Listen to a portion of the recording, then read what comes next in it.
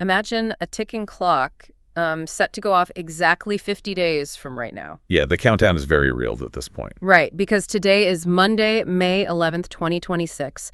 And when that alarm rings on July 1st, we're talking about $873 billion in trade that could just be completely upended. Which is, I mean, it's essentially the fundamental economic engine of North America. Exactly. We're talking the price of the car in your driveway, the cost of the produce in your fridge, even the security of the microchips inside the device you're listening to this on right now. All of it. It's all tied to this single high-stakes deadline. And the sheer gravity of that July 1st deadline, it really can't be overstated, can it? No, absolutely not. It represents a potential structural earthquake for a supply chain that directly supports over 5 million American jobs. 5 million, wow. And to understand exactly what is at stake here, we're diving into a really highly detailed document from this month, May 2026. Yeah, it's a fantastic presentation by Juan Romero Hicks. Right. It's titled Mexico and USA, Political Climate Before USMCA Renegotiations. So our mission for this deep dive today is to decode the massive geopolitical puzzle that he lays out in this analysis. Because to really comprehend where this standoff is heading, we first have to recognize the historical friction. You know, the stuff that brought the United States and Mexico to this exact table. Right. You can't just jump in. Exactly. Yeah. You simply cannot grasp the current tension over, say, microchips or energy policy without understanding the heavy historical baggage both sides carry into the room. Okay, let's unpack this, because there's this brilliant metaphor established right at the beginning of the presentation that I think just captures this perfectly. Oh, the bear and the porcupine. Yes. It describes the 200-year U.S.-Mexico relationship as the bear and the porcupine. What a great image. Right, like two creatures locked in a dynamic defined by unavoidable physical proximity, constant friction, and entirely mutual interest. They absolutely have to coexist to survive. Yeah, but their political and cultural sensitivities make getting close a very prickly endeavor. Prickly is definitely the word. And that dynamic has evolved through 4 distinct historical phases. Right. And understanding how one phase triggered the next is essential context here. So phase 1 covers 1821 to 1942. Which was basically just pure asymmetry and conflict, right? Exactly. I mean, this period includes the Mexican-American War, which resulted in a massive 55% territorial loss for Mexico. Which is huge. You don't just forget losing over half your territory. No, you don't. That trauma hardwired this deep underlying paranoia about national sovereignty right into the relationship. And we saw the ultimate manifestation of that in 1938, didn't we? Yeah, when Mexico aggressively nationalized foreign oil companies. So you have a century of territorial disputes and resource nationalism. But then phase 2, which runs from 1942 to 1994, it pivots to what the author calls functional cooperation. Right, but it's fascinating because it wasn't born out of sudden goodwill or anything. Oh, it was totally forced by World War II. Exactly. The U.S. desperately needed labor and resources. Which led to the Bracero program basically creating a massive emergency agricultural labor pipeline. Yeah, and crucially, this era also produced the 1944 Water Treaty. Oh, right. The one that established a joint ecological management system for the shared rivers along the border. Which established a literal lifeline for those arid border populations. But then the functional cooperation eventually hit an economic ceiling. It did, which launched us into Phase 3, the NAFTA era, from 1994 to 2017. And this wasn't just, tweaking tariffs here and there. This was a structural fusion of the two economies. Oh, absolutely. Trade volumes just tripled. Cross-border metropolitan areas exploded in growth. I mean, to me, it's less like a marriage and more like two conjoined twins sharing a single circulatory system, the supply chains. Yeah, it's a good way to look at it. But their brains are making them highly allergic to each other's medicine. Right, which brings us to the current era, Phase 4. From 2017 to the present day. The era of interdependence with divergence. Exactly. We replaced NAFTA with the USMCA, adding digital trade and labor protections. But we also introduced unprecedented political volatility. And just constant tariff threats. Right. If we connect this to the bigger picture, that history proves the relationship is highly resilient. I mean, they survived territorial annexation, resource confiscation, global wars. Yeah, they've been through a lot. But the defining risk of our current phase is that because those supply chains are so deeply intertwined because they share that circulatory system you mentioned, any political disagreement is exponentially more destructive. Because they're economically closer than ever. Exactly. Which means political friction causes immediate physical pain to industries on both sides of the border. And that shared circulatory system is about to hit a mandatory stress test, which brings us back to the ticking clock of 2026. The big July 1st review. Right. And the source makes it clear this is not just some procedural bureaucratic check-in. It's defined as a structural inflection point. Yeah. And the entire crisis is triggered by something called the USMCA's Sunset Clause.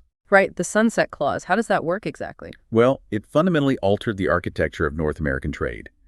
See, NAFTA was designed to exist in perpetuity. Which allowed it to become sort of an outdated, stagnant relic over time. Exactly. So the USMCA took a completely different approach. It has a built-in 16-year lifespan, but it legally forces a joint review at the 6-year mark. Which is exactly where we are right now. Right. The bilateral launch for this review kicked off back on March 16, 2026. And the critical decision lands on July 1st. They literally have to decide whether to extend the agreement for another 16 years or drop into a grueling cycle of annual reviews. Or initiate the process of withdrawing entirely. See, I'm looking at the Sunset Clause, and frankly, it seems reckless. How so? Well, is this deadline really a structural inflection point, or is that just dramatic corporate speak for a routine performance review? Like, why would the architects of a trade agreement intentionally build a cliff edge into a deal that supports 5 million jobs? I get that. It just feels like they created a massive vulnerability just to force people to the negotiating table. Well, it was a calculated high-wire risk. The strategic logic was that the cliff edge creates massive renegotiation pressure. Okay. It forces policymakers to continuously update the rules to reflect modern digital and environmental realities, rather than letting it stagnate like NAFTA did. But there's a fatal flaw in that design, isn't there? Yeah, there is. It creates a predictable window for political opportunism. It allows highly localized, sector-specific disputes to essentially hijack the stability of an $873 billion macroeconomic agreement. Wow.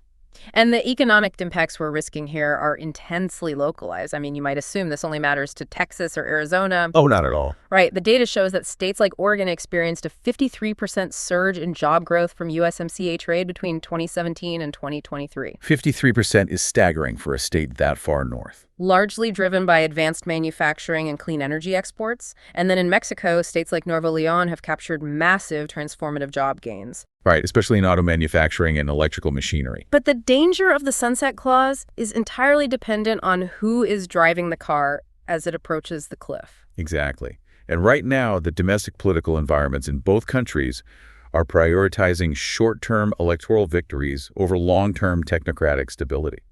So let's look at the drivers, starting with the U.S. political pressure cooker. And to be clear to you listening, we are simply neutrally reporting the analytical findings on these political stances here, just to understand the negotiation dynamics. Right. It's just what the source lays out. Exactly. So the U.S. environment is severely polarized, but both sides have experienced this massive bipartisan convergence toward protectionist-leaning trade policies. They're basically arriving at the same fortress, just taking different roads to get there. Right. So from the Republican flank, the ideological priorities are heavily anchored in absolute national sovereignty, intense border security, and a forceful push for industrial revival. Yeah, aggressively incentivizing manufacturing to physically relocate back to the U.S. mainland. Right. And then from the Democratic flank, the protectionism is framed around enforcing rigorous labor standards across borders, demanding strict environmental compliance, and protecting domestic unions from inequitable globalization. And when you smash those two domestic political agendas together, the boring technocratic economics of the USMCA get completely subordinated to what the source terms the China factor. Ah, right. The geopolitical rival. Exactly. Because of the strategic rivalry with Beijing, the U.S. no longer views Mexico merely as a sovereign trade partner. Right. It views Mexico as a potential backdoor for heavily subsidized non-market Chinese goods to flood the American market. And to close that perceived backdoor, the U.S. is demanding a massive geopolitical pivot in how trade is actually calculated. Going from rules of origin to rules of control, right? Exactly. Historically, NAFTA relied on rules of origin, which was a fairly straightforward test, asking, was a sufficient percentage of this car assembled in North America? Okay, that makes sense. But the new paradigm demands rules of control. This isn't just about assembly anymore. It asks, who actually holds the intellectual property and who owns the microscopic underlying supply chains of, say, the lithium in the battery. Okay, here's where it gets really interesting. Because is that even possible? What do you mean? Like, is it even realistically possible to perfectly trace and control every single microscopic component in a modern global supply chain, just to mathematically prove a Chinese firm doesn't own a fraction of it? It's incredibly difficult, yeah. It sounds less like a functional trade agreement and more like trying to build an inescapable fortress. Well, that fortress mentality is precisely what is paralyzing the negotiations right now. The U.S. is utilizing trade policy as a blunt instrument for national security. Right. And to enforce these rules of control, they are erecting an incredibly aggressive, punishing tariff architecture. And the numbers attached to this architecture are just brutal. First, there's the Section 122 pivot, right? Yeah, there's a global import surcharge that starts at 10% and rises to a statutory maximum of 15%. And then there's a massive 25% compliance penalty instantly slapped on any Mexican goods that fail those strict USMCA tracing standards. Right, but perhaps the most severe is the outright 50% penalty on Section 232 steel. 50%? That's massive. What exactly is Section 232? It's a particularly potent weapon. It's actually a trade loophole from the 1960s that grants the U.S. president the authority to unilaterally impose tariffs on imports by classifying them as a threat to national security. Oh, wow. So they just slap the national security label on it. Exactly. So by weaponizing Section 232 against steel, the U.S. establishes a crushing baseline. Meaning the only way to achieve the 0% tariff rate promised by the USMCA is to submit to this enormous administrative burden. Right, proving your entire supply chain is entirely free of foreign adversaries. Okay, so the U.S. is fortifying its borders with national security tariffs. But Mexico isn't just sitting passively across the table, are they? No, not at all. They are wrestling with their own profound internal contradictions that are equally threatening to that July 1st deadline. Right, because Mexico is executing this incredibly precarious balancing act. On one side, the state is deeply committed to economic nationalism, prioritizing domestic industries and social sovereignty. But on the other side, they're desperate to maintain their trade commitments, because unfettered access to the U.S. consumer market is literally the lifeblood of their economy. And the absolute epicenter of this clash is Mexico's protection of its state-owned enterprises, or SOEs. Specifically within the energy sector, we're looking at the Federal Electricity Commission, the CFE, and the state oil giant Pemex. Right, because the Mexican government views control over energy as fundamental to its national sovereignty and domestic social policy. Yeah, so they actively implement policies to strengthen these state monopolies. But strengthening state monopolies naturally terrifies the foreign investors who built that $873 billion trade relationship in the first place. Exactly. When external stakeholders look at Mexico right now, they see deeply concerning trends regarding regulatory predictability. Like the erosion of institutional capacity and challenges to judicial independence. Right. Supply chains require boring, predictable math. Frequent, politically driven policy shifts destroy that predictability. Which creates a fascinating paradox for Mexico, because their ultimate goal right now is to capture the historic nearshoring momentum. Oh yeah, everybody wants in on nearshoring. Right. Global companies want to pull their manufacturing out of Asia to avoid shipping vulnerabilities, and they want to set up shop right on the U.S. border. Makes perfect logistical sense. But Mexico wants to absorb all that nearshoring capital while fiercely protecting its domestic monopolies.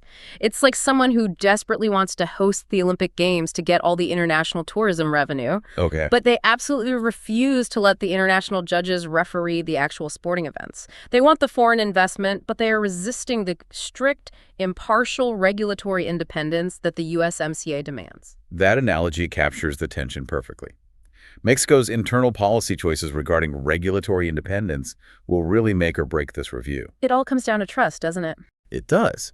If foreign investors feel that regulatory decision-making in Mexico is purely discretionary, that permits and contracts shift arbitrarily with the political winds, the fundamental trust required to sustain cross-border manufacturing just evaporates. Now, This economic friction over energy monopolies and Chinese battery components wouldn't be quite so volatile on its own, but it's happening at the exact same moment that a completely separate literal war is boiling over. Right, the fight against transnational drug cartels. Yeah, as of early 2026, national security and the drug war are bleeding directly into the trade negotiations. And the convergence of these two distinct arenas is perhaps the most dangerous variable on the table.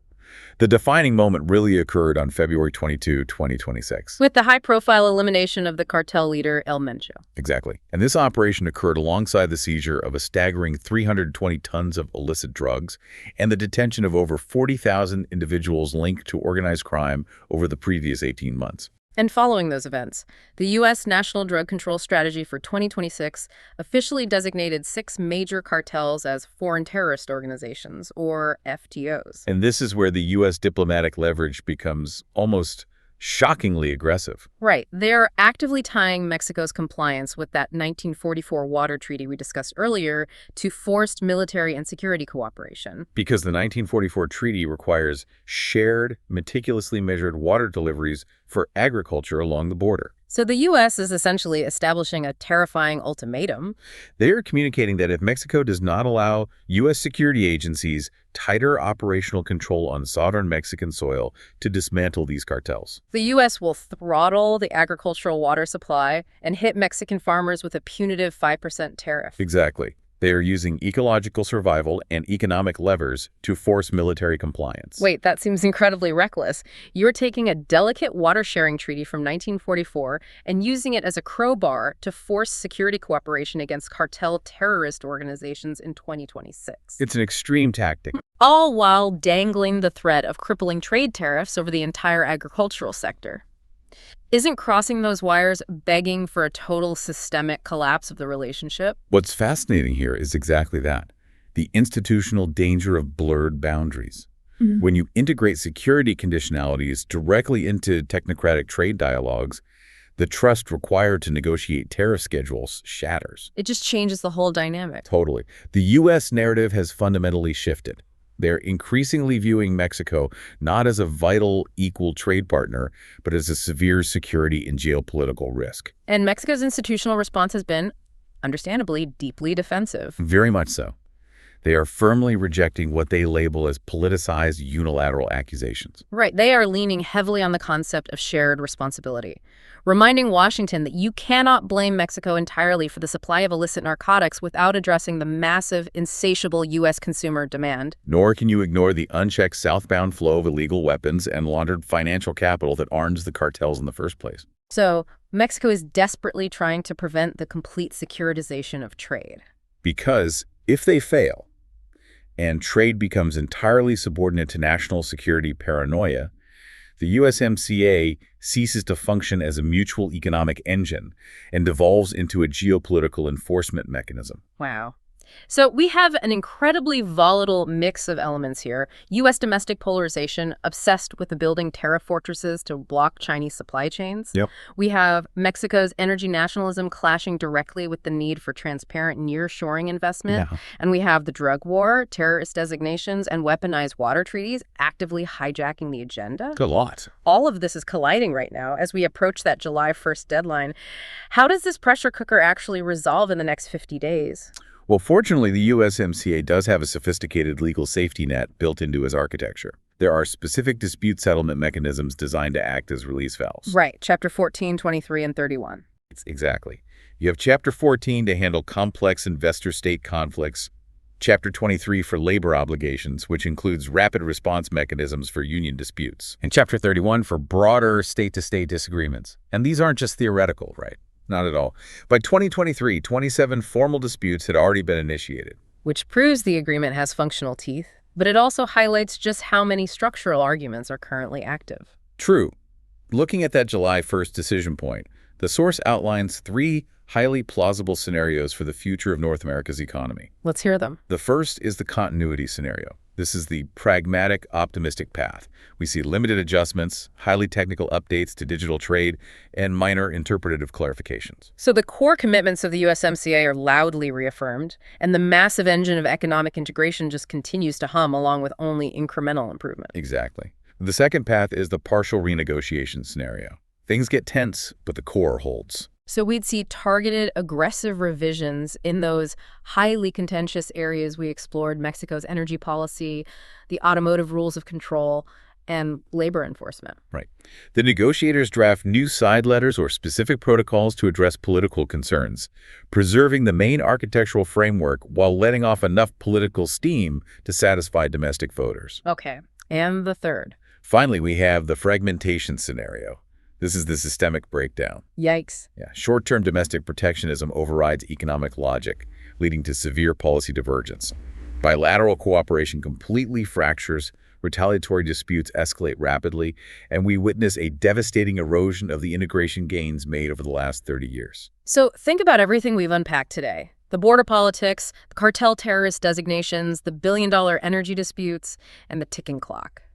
Which scenario do you think we are actually hurtling toward? It's a tough call. It feels like we are walking into a mechanic's garage and having to choose between a quick tune-up, attempting to rip out and replace the entire engine while flying down the highway, or simply letting the car veer entirely off the cliff. The structural tensions have genuinely never been higher. Ultimately, the outcome depends entirely on a single behavioral factor. Which is? Whether the leadership in both nations possesses the discipline to separate their immediate domestic electoral calculus from the absolute necessity of long-term regional stability. Right. Historically, economic pragmatism usually wins because the sheer financial pain of fragmentation is just too catastrophic for either side to bear. So what does this all mean? It means that the microchips in your phone, the food in your grocery store, and the broader economic stability of the entire North American continent are irrevocably tied to a July 2026 deadline. Yep. A deadline where hundreds of billions of dollars, highly polarized domestic elections, and intense national security threats are locked in a massive high-stakes standoff. Which leaves you with a final, lingering question to consider. Let's hear it. The fundamental goal of the USMCA and the entire momentum behind nearshoring was to heavily integrate North America to protect ourselves from overseas supply chain crises and global shocks. Right, block out the external noise. But if we successfully insulate ourselves from the rest of the world, does that deep conjoined integration ironically make the U.S. and Mexico vastly more vulnerable to each other's domestic political whims? The ultimate paradox of the bear and the porcupine. They absolutely need each other to survive, but every sudden move they make risks drawing blood. Exactly. Thank you for joining us on this deep dive into the sources. Keep questioning the headlines, look closely at the underlying mechanisms driving the world around you, and we'll be right here as we keep watching that July 1st clock count down to 0.